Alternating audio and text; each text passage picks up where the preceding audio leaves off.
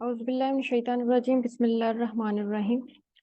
आज का जो मेरा टॉपिक ऑफ डिस्कशन है या जिसके बारे में मैं गाइडलाइंस आपको देना चाहूँगी वो हमारा फैमिली कोर्ट्स एक्ट है।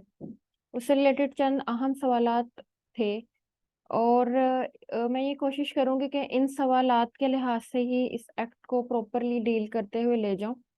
तो इस वीडियो से जो लोग इसको सुनेंगे तो मुझे इस चीज़ की कभी उम्मीद है कि उनको जो है वो इस प्रॉपर जो हमारा एक्ट है फैमिली कोर्ट्स एक्ट 1964 उसका प्रॉपर इल्म हो जाएगा कि इसके अंदर क्या क्या चीज़ें शामिल होती हैं और कौन से जो लॉज हैं वो इसके अंदर रनिंग कर रहे हैं और कौन से ऐसे पॉइंट्स हैं कि जिसको मद्देनजर रखते हुए जो है प्रोसीडिंग्स को कंटिन्यू किया जाता है फैमिली कोर्ट्स की प्रोसीडिंग्स को। अब सबसे पहले तो हम इसका हवाला के लिहाज से इसको डील करेंगे कि भाई इसकी जरूरत क्यों महसूस हुई, जबकि सिविल कोर्ट्स तो ऑलरेडी मौजूद है और सिविल मैटर्स तो सिविल अदालतें डील करती हैं, जिस तरह से क्रिमिनल मैटर्स क्रिमिनल अदालतें देखती हैं। तो क्या जरूरत थी इसकी? तो दरअसल बात ये थी कि फैमिली इश्यूज जो हैं वो कंसिडरेबल मामलात होते हैं, ऐसे मामलात होते हैं जिसके अंदर किसी स्पेशलिस्ट की जरूरत होती है कि उन तमाम मामलात को देखे। तो फिर जरूरत इस चीज की महसूस हुई कि फैमिली से रिलेटेड अलग कवानीन होने चाहिए, अलग कोर्ट्स होनी चाहिए, फैमिली कोर्ट्स के जजेस होने चाहिए और फिर फीमेल जजेस होनी चाहिए। तो ये सारी चीजें इस लिहाज से देखी गई क्योंकि जो फैमिली है वो जिस तरह से हमें इस चीज का नॉलेज है कि जो हमारी सोसाइटी है, जो हमारा माशरा है, उसकी इकाई है, उसका बेसिक यूनिट है फैमिली। और जब खुदा ना खास्ता इस तरह का काम होता है कि चीजें खराब होती हैं मियाँ बीवी में, तो फिर उसको इस तरह से ही नहीं देख लिया जाता जिस तरह के आम सिविल मैटर्स हैं कि किसी को हर्जाना डाल दिया और फिर उन चीज की तहकीकात ना की गई और किसी से पूछा ना गया और आर्बिट्रेशन ना करवाई गई। तो आप जो है वो हर किसी को हर्जाना डाल दें और कहें जी ये लो तुम्हारी दिल आजारी हुई, ठीक है, ये तुम्हारे साथ ये मामला हुआ, तुम्हारा ये नुकसान हुआ, तो ये हर्जाना में नहीं। बेसिकली इसका एक टोटल कॉन्सेप्ट है। इसकी इसके अंदर कुछ एंटिटीज क्रिएट की जाती हैं, कुछ यूनियन काउंसिल्स क्रिएट की जाती हैं।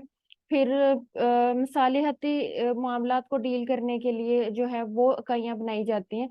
तो इस लिहाज से इसकी जानकारी बहुत जरूरी है।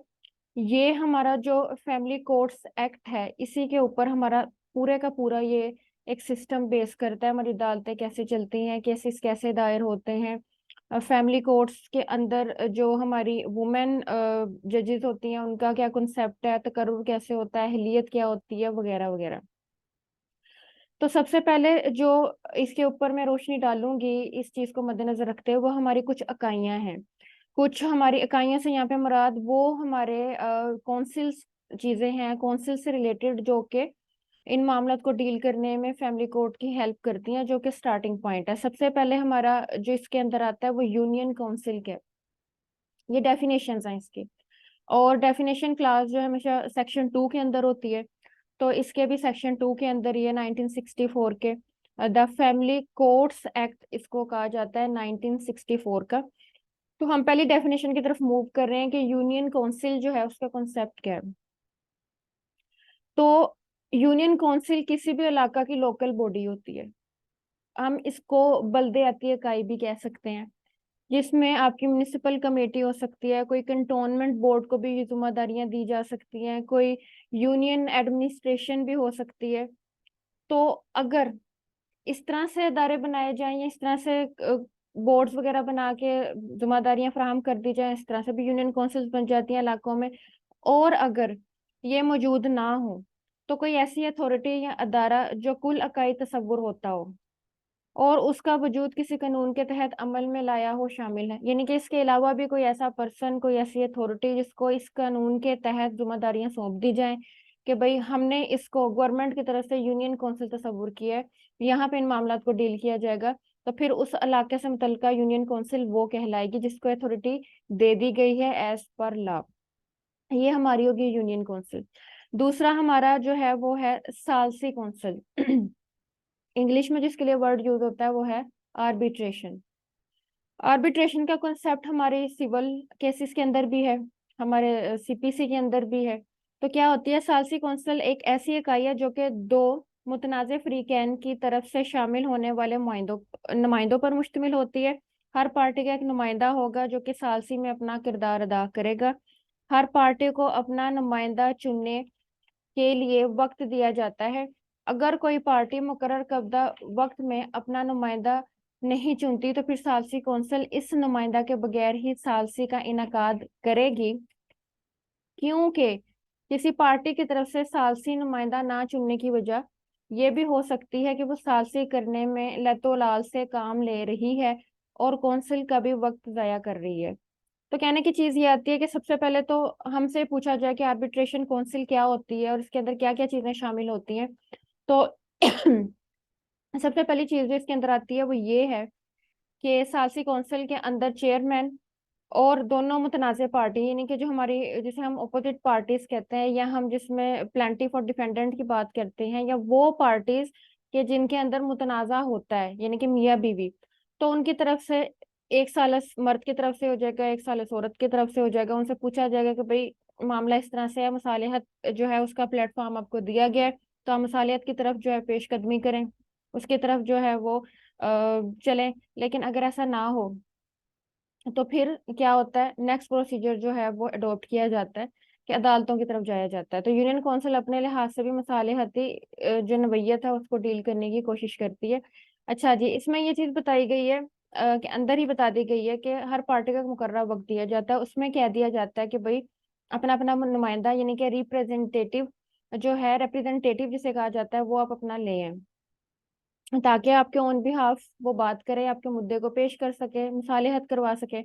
लेकिन अगर कोई पार्टी इस तरह का काम करती है कि वो सिर्फ इस वजह से अपना नुमाइंदा नहीं चुन रही कि इसके अंदर मैं डिले करवाने की कोशिश करूंगी या कुछ इस तरह से, तो फिर उसका नुमाइंदा चुने बगैर ही जो है मसालती कौंसिल मूव ऑन कर जाती है ताकि वक्त जाया ना हो। क्योंकि इस तरह के मोटिव से मुराद ये चीज भी ली जाती है कि बाज़ दफा पार्टीज में से कोई पार्टी इतनी क्लेवर होती है कि वो दूसरी पार्टी को तंग करने के लिए जो है इस तरह की हरकत करती है। तो जब यूनियन काउंसिल इस चीज को देख लेती है कि भाई ये मामला तो इस लिहाज से हो रहा है, तो फिर वो उसको खत्म करने की कोशिश करती है कि इसको, इस मामले को वन साइडेड देखा जाए, या फिर दूसरी पार्टी को कहा जाता है कि भाई अपना नुमाइंदा लेकर आओ, कुछ दिन और ऊपर दे दिए जाते हैं। लेकिन कोशिश यही की जाती है कि जो एज पर लॉ चीज है, जो कोड ऑफ कंडक्ट है, उसी को मद्देनजर रखा जाए। अच्छा जी, अब हमारी यूनियन काउंसिल, उसका भी चेयरमैन होता है, सालसी काउंसिल का चेयरमैन भी वही होता है। तो आखिरकार ये चेयरमैन होता कौन है, इसकी डेफिनेशन भी इंपॉर्टेंट है, इसी लिहाज से मैं इसमें ऐड करूंगी अपने लेक्चर में। चेयरमैन यूनियन काउंसिल जो है वो यूनियन का सरबराह होता है और इसी तरह सालसी काउंसिल की सरबराही भी करता है। इसका चुनाव हुकूमत इसी ऑर्डिनेंस की तरफ से करती है और इख्तियारात फराहम करती है ताकि अपनी जिम्मेदारियां अदा करे। चेयरमैन के लिए मोस्टली ये चीज तस्वुर की जाती है कि मुसलमान हो, लेकिन अगर वो मुसलमान नहीं है तो फिर सालसी वो नहीं करवाएगा। उसके अंदर वो एक खातर साल कर देगा गवर्नमेंट को, जिसमें वो ये कहेगा कि मैं सालसी नहीं करवा सकता बिकॉज ऑफ दिस रीजन, क्योंकि जब मुस्लिम फैमिली है तो उनके मामला मुस्लिम में कोई डील करे, वही उनके बारे में आइडिया रखता हो, वो मुस्लिम फैमिली लॉज ऑर्डिनेंस के मतलब इल्म रखता हो, वही सही तरीके से उस चीज को फॉलो कर सकता है और वही सही तरीके से उसमें फैसला कर सकता है या उस बात को सुन सकता है। तो अगर वो नॉन मुस्लिम है तो फिर वो सालसी की जो है हेडिंग वो नहीं करेगा, यानी कि आर्बिट्रेशन काउंसिल की हेडिंग नहीं करेगा। उसमें वो जो है यानी कि काउंसिल को अरसाल कर देगा कि भाई मैं इसकी हेडिंग नहीं कर सकता। दूसरी सूरत में अगर चेयरमैन बीमार हो तो भी वो बता देगा, कोई और सूरत हाल हो तो भी वो सालसी कौंसिल को बता देगा कि भाई मैं नहीं हूँ, तो फिर कोई और जो है वो नुमाइंदा, उसके बाद आने वाला शख्स जो है वो यूनियन कौंसिल चुन चुन लेगी और अपना जो मामला है वो कंटिन्यू करने की कोशिश करेगी। लेकिन कोशिश यही होती है कि चेयरमैन जो है वो मुस्लिम ही हो। उसकी रीजन ये आती है कि यूनियन कौंसिल के अंदर मोस्टली जहाँ पे, जिस कंट्री, जिस तरह के हमारा मुल्क पाकिस्तान है, वहाँ पे ज्यादा आबादी मुसलमानों की है, तो मुस्लिम्स के मामलाती मोस्टली डील करते हैं। तो फिर होप्स हो के उसमें यही चीज मद्देनजर रखी जाती है कि जी चेयरमैन जो है वो मुस्लिम ही हो वही बेहतर तरीके से इस्लामिक कॉन्सेप्ट्स के जो मामलात हैं वो डील कर सकता है। अच्छा जी, अब हम अपने मेन चीज की तरफ जा रहे हैं कि फैमिली कोर्ट्स की तश्कील किस तरह से होती है। ये हमारा बहुत अहम पॉइंट है इस्टेब्लिशमेंट ऑफ कोर्ट्स, यानी कि फैमिली कोर्ट्स के लिहाज से। फैमिली कोर्ट्स की तश्कील का बयान इस एक्ट के सेक्शन 3 में है। साथ साथ मैं दफा भी आपको बताऊंगी ताकि जब आप उसको पढ़ें तो आपको पता चले कि इस पूरे एक्ट में बात क्या कही गई है। नंबर 1 इसका पॉइंट है, इन अदालतों को कायम करना गवर्नमेंट की जिम्मेदारी है। नंबर 2, हर डिस्ट्रिक्ट में एक या एक से ज्यादा अदालतों का क्याम अमल में लाया जाएगा।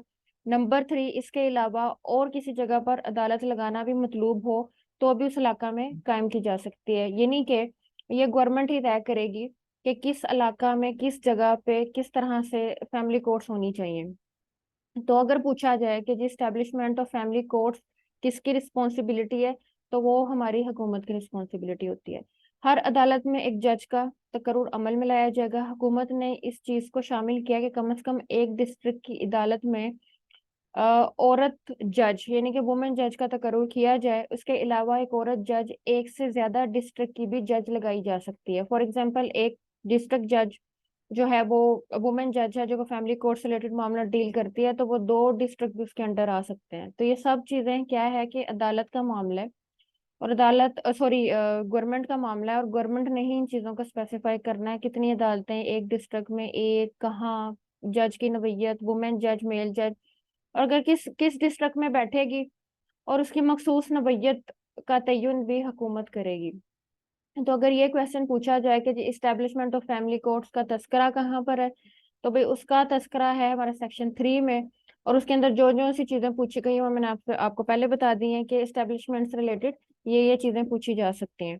नेक्स्ट क्वेश्चन बनता है कि फैमिली कोर्ट के जजों का तकर्रुर कौन किसके मशवरा से करता है। बहुत इंपॉर्टेंट कि किस तरह से किया जाता है। फैमिली कोर्ट्स के जजों के तकर्रुर का इख्तियार हुकूमत का है, लेकिन इस सिलसिला में हुकूमत हाई कोर्ट का मशवरा भी लेती है, और इस मशवरा के मुताबिक अगर हुकूमत बेहतर समझे तो कई औरत जजों का तकर्रुर भी कर सकती है। अगेन चीज यही आती है कि तकर्रुर करना तो हुकूमत की जिम्मेदारी है, लेकिन वो इस तकर्रुरी में एक चीज ये है कि हाई कोर्ट हमारी सूबे की सबसे बड़ी अदालत होती है, ठीक है। तो वो हाई कोर्ट से जरूर पूछेगी कि भाई हम इन जजों का तकर्रुर कर रहे हैं, तो आप इसके बारे में हमें क्या आगाही देते हैं, क्या मशवरा देते हैं, तो उसको जरूर मद्देनजर रखा जाएगा।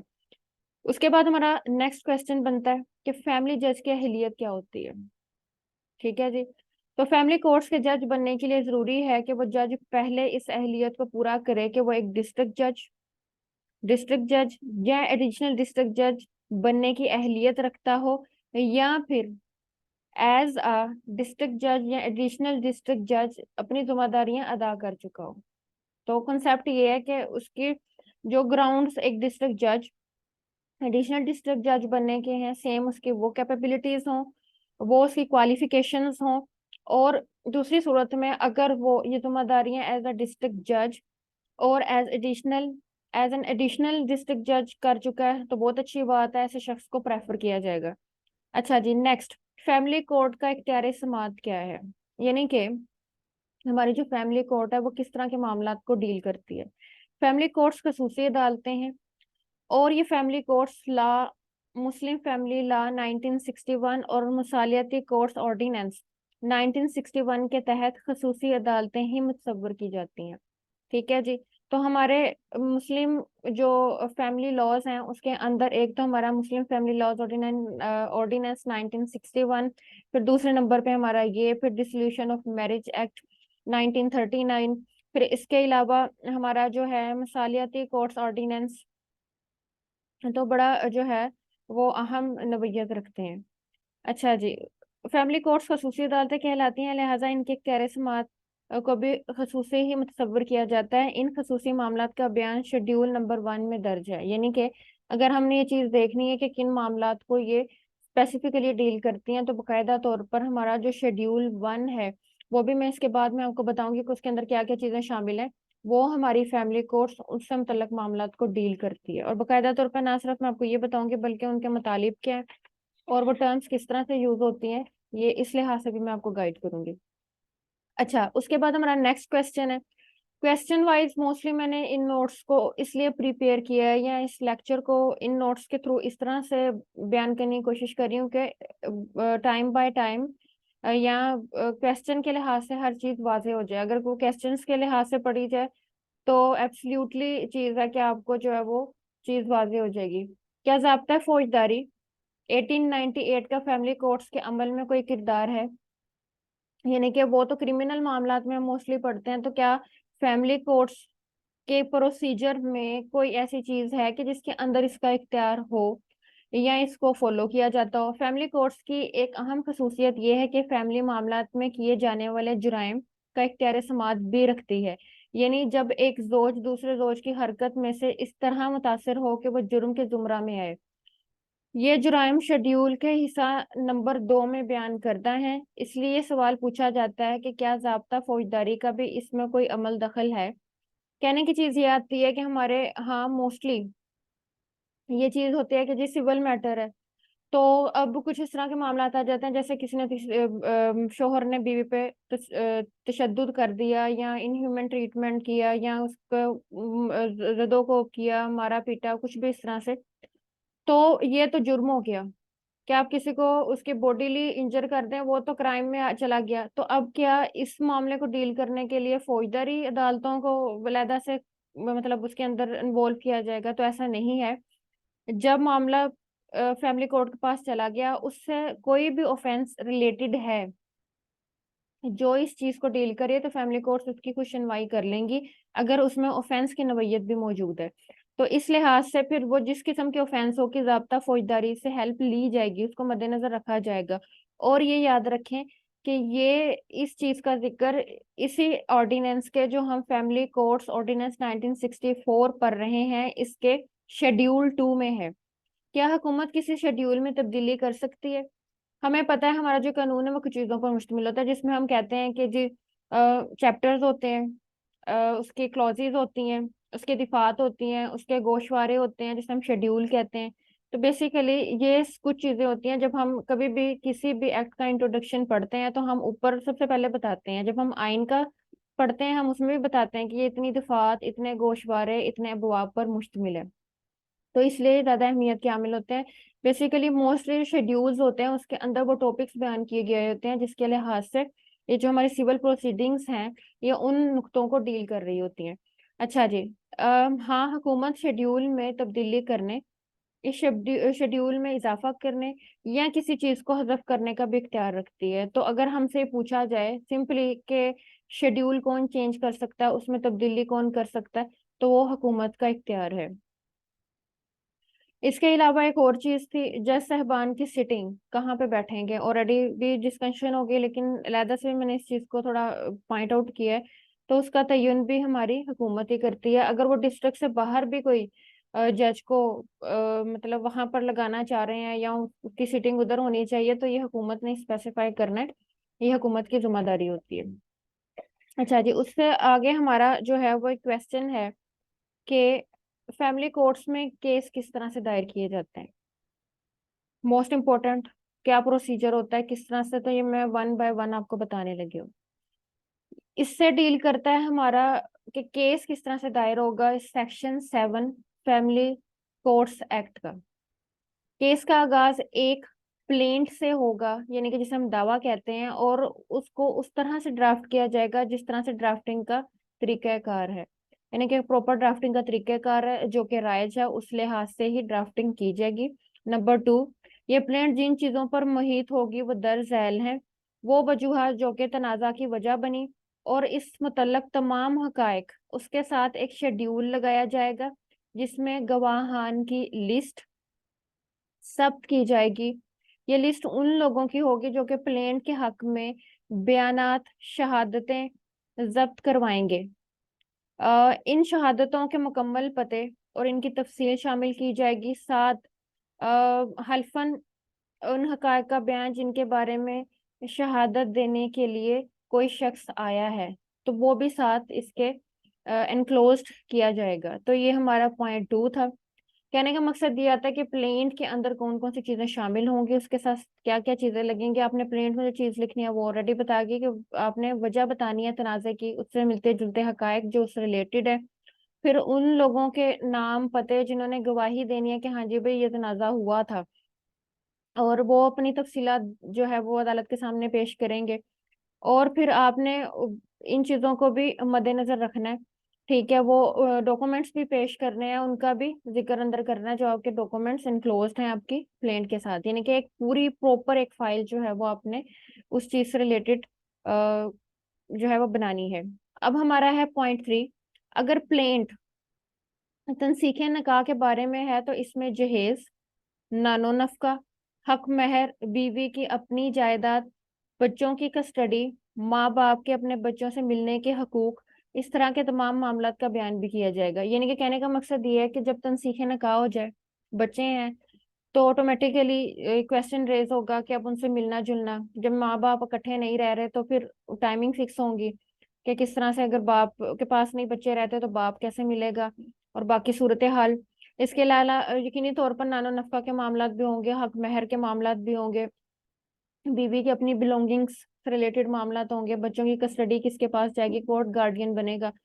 तो कहने का मकसद ये है कि वो कहते हैं कि एक ही प्लेंट में आपने ये तमाम मामला डील कर लेने हैं।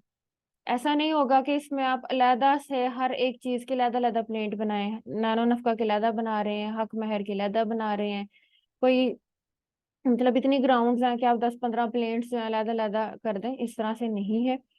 कि अगर आप तनसीखे निकाह के कर रहे हैं तो उससे जुड़े जितने भी मामलात हैं वो ऑटोमेटिकली इस हमारे एक्ट में बयान की गई है चीज कि भाई इसी में ही ऐड कर दें, ताकि हम दूसरे मामलात को भी साथ ही देख लें। उसके बाद हमारा पॉइंट 4, किसी ऐसी शहादत या गवाह जो कि इतना अहम है कि उसका बयान अदल और इंसाफ की फराहमी के लिए जरूरी है, और ऐसी स्टेज पर भी ऐसी शहादत को बुलवाया जा सकता है कि बाद में आने वाली गवाही की जरूरत पेश आए अदालत को। ऐसी शहादत को इस वजह से कबूल किया जाता है कि अदालत भी जरूरी समझती है। अब एक चीज आती है कि अदालत टाइम देती है शहादत की गवाही या शहादतों के लिए कि भाई आप रिकॉर्ड करवाएं, गवाहियां रिकॉर्ड करवाने के लिए, यानी जिसे हम कहते हैं शहादत रिकॉर्ड होनी है।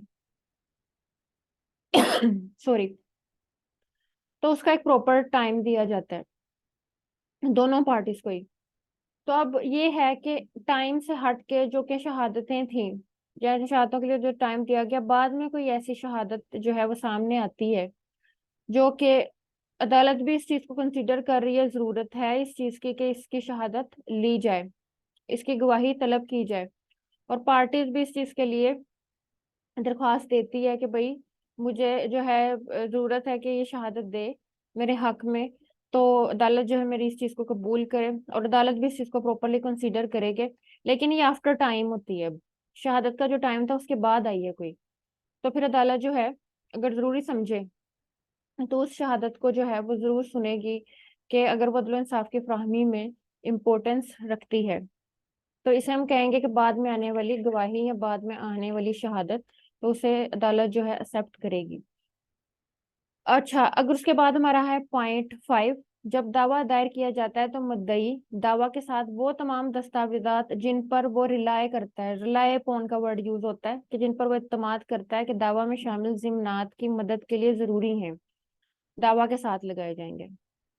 अगर असल दस्तावेजात मौजूद ना हो तो फिर उसकी नकल भी अदालत में जमा करवाई जा सकती है, जिसको डॉक्यूमेंट एग्जिबिट करना कहा जाता है। अब सबसे पहले चीज ये आती है कि दस्तावेजात यकीनी तौर पर आपने लगाने हैं, कोई भी चीज जो अपने प्लेंट में शामिल करनी है उससे रिलेटेड अगर कोई, जैसे आप फॉर एग्जांपल किसी वफात का जिक्र करें, शादी का जिक्र करें, तो जब तक आप शादी के लिए निकाहनामा साथ ना लगाएं तो किस तरह पता चलेगा कि शादी हुई। फिर अगर आप किसी की डेथ का बता रहे हैं तो अगर आप उसका डेथ सर्टिफिकेट ना लगाएं। इसी तरह से जैसे जैसे आप अपने जिम्नात और अपने पॉइंट्स ऐड करते रहेंगे प्लेंट में, उससे रिलेटेड जो जो आपके डॉक्यूमेंट्स आपके पास मौजूद है वो आपने साथ लगाते रहना है, क्योंकि कोई भी चीज जो आपने अपने प्लेंट में ऐड की है वो आपने प्रूव करनी है। ऐसे ही कोई बात नहीं की जा सकती कि जी फलां मर गया, फलां ऐसी चीज हो गई, मेरा निकाह हुआ था, और जस्ट एक सिंपल प्लेंट आपने अदालत में दायर कर दी। ऐसा नहीं है, आपने सारी चीजें लगानी है। जैसे जैसे पॉइंट्स आपके आगे जाते हैं हर उस चीज से रिलेट करता हुआ कोई डॉक्यूमेंट आपके पास मौजूद है, वो आपने अपनी प्लेंट के साथ एनक्लोज्ड करना है। तो अब इस पॉइंट पे हम ये देखते हैं, नॉर्मली हम पूछते हैं जी कि डॉक्यूमेंट्स एग्जिबिट करवा दें, तो बेसिकली यही होता है। फिर एक और चारा जो मौजूद है कि ऐसे डॉक्यूमेंट्स जो आपके पास मौजूद नहीं है, रीजन बाद में पता चलेगी, मैं मजीद आगे बताऊंगी भी, तो आपके पास उसकी फोटो कॉपीज हैं, तो उन फोटो कॉपीज को अटेस्ट करवा के वो अदालत में पेश कर दिए जाएंगे, उनको कंसीडर कर लिया जाएगा एज अ प्राइमरी एविडेंस। ऐसे दस्तावेज जो कि मुद्दई के पास नहीं और उनको जमा करवाया जाना भी जरूरी है, तो वो इनका जिक्र एक लिस्ट में कर देगा, वो भी प्लेंट के साथ लगाई जाएगी, और ये बयान भी मुख्तसरन शामिल करेगा कि इन दस्तावेजात का जमा करवाया जाना क्यों जरूरी था। यानी कि कहने का मकसद ये है कि जहाँ पे आपने वो दस्तावेजात जो कि प्राइमरी एविडेंस है आपके, वो तो आपने ऐड करने ही करने हैं जो कि लिस्ट में आपने, फिर कुछ डॉक्यूमेंट्स हैं जो आपके पास रियल मौजूद नहीं है बस, बल्कि उसकी फोटो कॉपी वगैरह मौजूद है, तो आपने उसके नेम ऐड कर देने हैं कि भाई मेरे पास तो इसकी कॉपी है, और साथ थोड़ा थोड़ा उसका तस्करा कर देना है कि इन डॉक्यूमेंट्स की अहमियत क्या है और क्यों आपने इनका नेम जो है वो लिस्ट में ऐड किया है। अच्छा जी, उसके बाद हमारा आता है पॉइंट 6, प्लेंट या दावा की कई कापियां बीमा, वो तमाम दस्तावेजात जो कि प्लेंट के साथ लगाए गए हैं करवाई जाएंगी, और दूसरी सूरत में मुद्दा अलैह बी डिफेंडेंट की तादाद के मुताबिक कापियां करवाई जाएंगी, जो कि समन के जरिए मुद्दा अलैह तक पहुंचाई जाएंगी। यानी कि कहने का मकसद ये है कि क्वेश्चन हमारा ये रेज होता है कि प्लेंट की कितनी कापियां करवाई जाएं। तो नॉर्मली जो एक्ट्स में हम जब डील करते हैं तो वहां पे लिखा होता है मैनी का वर्ड यूज होता है, लेकिन जब हम प्रैक्टिस में देखते हैं तो जो कॉपियां मोस्टली हैं वो डिफेंडेंट जो होता है उनकी तादाद को मद्देनजर रख के करवाई जाती हैं। जैसे कि अगर डिफेंडेंट एक या एक से ज्यादा है, पांच हैं, पांच कॉपियां, क्योंकि हर एक फर्द को अलग अलग कॉपी दी जाएगी, तो उस लिहाज से उसको मद्देनजर रखा जाएगा। फिर अदालत में जो आपका है वहां पे एक कॉपी रखी जाएगी, फिर आपके पास मौजूद होनी चाहिए। तो कहने का मकसद इस लिहाज से कहा जाता है कि मैनी, बट उसका जो पॉइंट है वो यही है कि डिफेंडेंट्स को मद्देनजर दे के अदालत में रखवाने के लिहाज से, खुद अपने पास रखने के लिहाज से, तो इस तरह से आपके पास ये चीजें मौजूद होनी चाहिए। अच्छा, अब हमारा नेक्स्ट पॉइंट है कि जब कम से कम ये प्लेंटिफ की तरफ से मामला डील हो गया, हमारी प्लेंट की ड्राफ्टिंग कंप्लीट हो चुकी, हमने अदालत में जमा करवा दी, अब क्या है, नेक्स्ट है कि फैमिली कोर्ट की तरफ से, क्वेश्चन हमारा ये है कि फैमिली कोर्ट की तरफ से मुद्दा अलैहिम को किस तरह से बुलवाया जाएगा। तो वो हमारा पॉइंट आता है कि मुद्दा अलैह या मुद्दा अलैहान को, डिफेंडेंट्स की हम बात कर रहे हैं कि उनको किस तरह से बुलाया जाएगा, आया कि प्यादे भेजे जाएंगे, आया कि पुलिस भेजी जाएगी, क्या सूरत हाल होगी। फैमिली कोर्ट की तरफ से बुलवाने का मुकम्मल तरीकाकार फैमिली कोर्ट्स एक्ट की दफा नंबर 8 में मौजूद है। ये आपको मैं साथ साथ बता रही हूँ ताकि जब आप पढ़ें आपको आइडिया हो कि इसके अंदर चीज क्या बयान की जाएगी। और इसको हम कहते हैं intimation to defendant, intimation to defendant section 8। किस तरह से अब ये कहानी शुरू होती है वो मेरे साथ आप बंधे रहें और देखें। नंबर 1 पॉइंट है हमारा, फैमिली कोर्ट मुद्दा अलैह की हाजिरी के लिए तारीख और दिन मुकर्रर करेगी, जो कि प्लेंट के दायर होने के बाद से 15 दिन का वक्त होगा, इससे ज्यादा वक्त नहीं दिया जाएगा। इतने ही दिनों के दरमियान मुद्दा अलैह का अदालत के सामने पेश होना जरूरी है। यानी कि जब प्लेंट दायर होगी मुद्दई की तरफ से 15 दिन है, डिफेंडेंट को एक्नॉलेजमेंट दे दिया गया कि भाई आपने फैमिली कोर्ट में आना है, और उसे 15 दिन के अंदर ही आना है। नंबर 2, मुद्दा अलैह की हाजिरी को यकीनी बनाने के लिए अदालत प्लेंट दायरी के बाद के 2 दिनों के अंदर अंदर नोटिस या समन जारी कर देगी। यानी कि आप ये समझें कि नॉर्मल प्रोसीडिंग्स जो सिविल प्रोसीडिंग्स होती हैं उससे ये काम को जल्दी पाया तकमील तक पहुंचाने के लिए इस चीज को प्रेफर किया जाता है कि आपने समन जब से प्लेंट फाइल हुई है उसके 2 दिनों के अंदर अंदर समन आप डिफेंडेंट को भिजवा दें, क्योंकि हमारे पास जो बुलवाने का प्रॉपर जो हमारे पास प्लेटफॉर्म है वो सिर्फ 15 दिनों के अंदर अंदर हमारे पास है। तो इस लिहाज से 2 दिनों में नोटिस फौरी तौर पर हो जाने, ये समन दर्ज झैल तरीकों का इस्तेमाल करते हुए भिजवाए जाएंगे। मोस्ट इंपोर्टेंट क्वेश्चन नॉर्मली आता भी है कि जी किस तरह से अदालत कौन से ऐसे मोड्स यूज करती है समन इशू करने के लिए। तो सबसे पहले है serving agency of family court.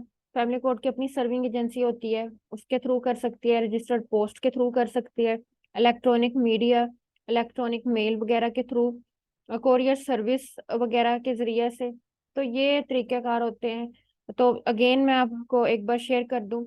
Serving agency of family court, number 2 registered post, number 3 electronic media, electronic mail और कोरियर सर्विस। अब थोड़ा इस चीज़ को मद्देनजर रखिएगा कि हमारे यहाँ अमेंडमेंट आ चुकी है सीपीसी के अंदर, और उसमें बता दिया गया था 2018 के अंदर ही तकरीबन आ गई थी कि जो इलेक्ट्रॉनिक मीडिया का इस्तेमाल होगा, जिसमें व्हाट्सएप वगैरह को भी यूज करके समन किए जाएंगे। बट हमारी बदकिस्मती यही है कि लॉज बन जाते हैं, बस कि उसकी इम्प्लीमेंटेशन उस लिहाज से नहीं हो पाती।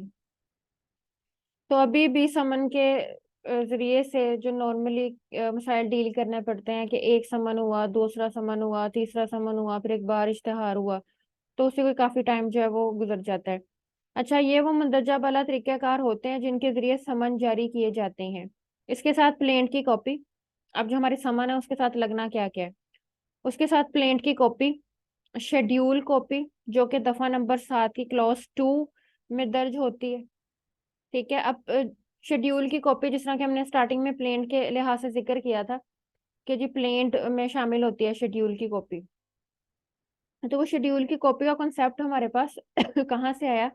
वो दफा नंबर 7 की क्लॉज 2 के अंदर से हमारे पास आया, और वो तमाम दस्तावेजात के लिस्ट जो कि दफा नंबर 7 की क्लास 3 में, यानी कि जो हमारा दफा नंबर 7 है इस एक्ट का, वो इतना इंपॉर्टेंट है कि उसकी जो दिफात, उसकी जो क्लॉजेज है अंदर, वही हमें बता रही हैं कि जो हमारी क्लॉज 2 है वो हमें बताती है शेड्यूल की कॉपी, और दूसरी में बताती है दस्तावेजात की लिस्ट जो कि क्लॉज 3 में शामिल है, और सेक्शन हमारा 7 ही है। समन को घर के बाहर भी चिपका किया जा सकता है, जिसे हम कहते हैं फिक्स्ड कर देना डोर के बाहर, और किसी अच्छे और मशहूर अखबार में भी समन जारी किया जा सकता है। अखबार इश्तेहार का जो कॉन्सेप्ट है, बिकॉज ऑफ दिस रीजन देखा जाता है कि न्यूज़पेपर जो है उसको एक पब्लिक एक्नॉलेजमेंट तस्वुर किया जाता है, और न्यूज़पेपर में जब इश्तेहार दे दिया जाता है तो वो नॉर्मली समन का आखिरी जो है वो तरीक़ेकार तस्वुर किया जाता है। अच्छा जी, जब अदालत मुद्दा अलैह को समन जारी करेगी, उसी समन में इस बात को वाज़ेह कर दिया जाएगा कि जब अदालत में हाजिर हो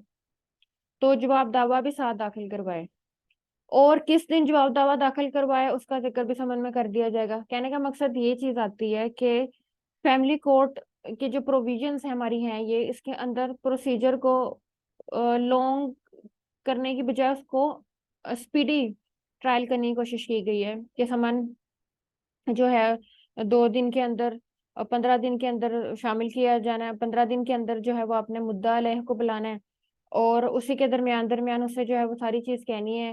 फिर उसे जब बुलाना है उसे कह देना है कि भाई अपनी जो रिटर्न स्टेटमेंट है वो भी साथ लेकर आना। तो कहने का मकसद ये चीज आती है कि अदालत ने अपने लिहाज से एक स्पीडी ट्रायल को जन्म दिया है, और फैमिली कोर्ट्स, स्पेशल कोर्ट्स ने, कि फैमिली के मामला जो है वो जरा स्पीडी ट्रायल के साथ डील किए जा सके। अब हम मूव कर रहे हैं अपने नेक्स्ट क्वेश्चन की तरफ। मुद्दा अलय की तरफ से जवाब दावा की नवयत और इससे मुतल्लिका दफा नीज तरीक़ेकार वाज़ेह करें। अब हमारी जवाब दावे का कॉन्सेप्ट, जिस तरह के प्लेंट का प्रॉपर एक फॉर्मूला था कि जी प्लेंट में ये चीजें शामिल हों, ये होगी, और उसी तरीके से हमारा क्या है कि जवाब दावे का भी एक प्रॉपर प्रोसीजर है। वो क्या है कि दफा नंबर 8 इस मामला के बारे में हमें बताती है कि जो दिन मुद्दा अलैह की हाजिरी के लिए मुकर्रर शुदा है, उसी दिन अदालत में जवाब दावा दाखिल करवाया जाएगा। नंबर 1 पॉइंट हो गया। नंबर 2, एक फहरिस्त जो कि गवाहान की फहरिस्त कहलाती है, जवाब दावा के साथ लगाई जाएगी, सेम उसी तरीके से जिस तरह के प्लेंट के मुद्दे को प्रूव करने के लिए मुद्दई ने अपने गवाहान की लिस्ट लगाई, सेम इसी तरह रिटर्न स्टेटमेंट के लिए भी गवाहान की लिस्ट लगाई। किसने? मुद्दा अलैह ने, यानी कि डिफेंडेंट ने। क्या हुआ? इसके लिए दो जुमला जात कानून की नजर में इस्तेमाल होते हैं। एक वर्ड यूज होता है लिस्ट ऑफ विटनेसेस, दूसरा वर्ड यूज होता है गिस्ट ऑफ एविडेंसेस, यानी कि list of witnesses, gist of evidences. Number 3, ये तमाम कार्रवाई 15 दिन में मुकम्मल होगी, जैसा कि हम ऑलरेडी पढ़ चुके हैं, जिस तरह ऊपर भी बताया जा चुका है, और तमाम अहम दस्तावेजात जिन पर मुद्दा अलय का इन्हसार है जवाब दावा के साथ लगाएगा। सेम वही प्रोसीजर जिस तरह के प्लेंट में है। दोनों ने अपनी अपनी चीजों को वाजे करना है, दोनों ने अपने अपने जिम्नात को वाजे करने के लिए उससे मुतल्लिका जो चीजें हैं वो लगानी है। तो ये हमारा था टॉपिक इस चीज से रिलेटेड, कि इसमें हमने जो चीजें पढ़ी, कुछ इम्पोर्टेंट डेफिनेशंस पढ़ी हमने, जो कि इस एक्ट के लिहाज से बहुत अहमियत की हामिल थी। फिर हमने साथ ये चीज पढ़ी कि कोर्ट्स का कहाँ पे लगाया जाना मुमकिन होता है, वुमेन जज किस तरह से लगाई जाती है, उनकी अहलियत क्या होती है, क्या शराइत होती है, कौन लगाता है। फिर हमने ये पॉइंट पढ़ा कि ज़ाब्ता फौजदारी जो हमारा है उसका इसके अंदर कितना कंसर्न है, फैमिली कोर्ट्स उसको किस लिहाज से प्रोसीड करती हैं। फिर उसके बाद हमने अल्हम्दुलिल्लाह इस लेक्चर में दो चीज़ें बहुत अहम पढ़ी, यानी कि हम अपनी ड्राफ्टिंग और प्लीडिंग के पॉइंट्स को कंप्लीट कर चुके हैं। होप सो कि जिन लोगों ने ये लेक्चर सुना होगा यहाँ तक आपको बात समझ आ गई होगी। ये हमारे जो सेक्शंस कंप्लीट हुए हैं, ये 8 सेक्शंस तक कंप्लीट हुए हैं। नेक्स्ट जो हमारा लेक्चर होगा वो कुछ टर्म्स के हवाले से होगा, कि जो जो मामलात होते हैं, जैसे तनसीखे निकाह हो गया, मेंटेनेंस हो गया, कस्टडी हो गया, विजिटेशन राइट ऑफ पेरेंट्स हो गया। तो एक एक चीज करके उसके मतलब मैं बताऊंगी आपको। इसके साथ साथ स्पेसिमेन भी जरूर शेयर करूंगी, उसको रीड आउट किया जाएगा both languages, English and Urdu में, ताकि दोनों लिहाज से चीजें समझ आ जाएं। तो आज तक का जो लेक्चर था वो मेरा यही था। होप्स हो कि आपको इससे काफी कुछ इस लॉ से रिलेटेड जो है वो नॉलेज हासिल हो गई होगी। अस्सलाम वालेकुम रहमतुल्लाहि व बरकातहू।